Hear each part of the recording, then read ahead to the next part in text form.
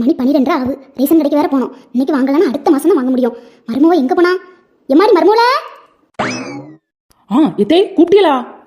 ஆமா மருமவள, ரேஷன் கடைக்கு போனோம். நேரம் ஆயிட்டு. சோத்த பொங்கிட்டேன், கூட்டையும் வச்சுட்டேன். ககுழம்பு மட்டும் தான் வைக்கணும். மசாலா எல்லாம் அரைச்சு வச்சிருக்கேன்.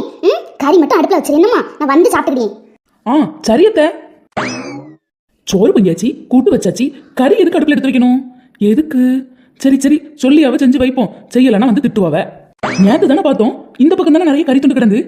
என்ன கிடக்கு? இன்னா வெயில், இன்னா கூட்டம். ஃப்ரீயா தந்தா பணக்கார முதற்கொண்டு லைன்ல தான் நிற்கான். எவ்வளவு நேரமா காத்து கிடக்க வேண்டியது இருக்கு மருமவள?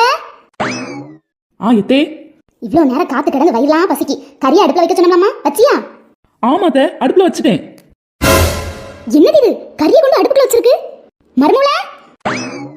என்னது இது? கறி துண்டை கொண்டு அடுப்புல வச்சிருக்கு. யார் வச்சா?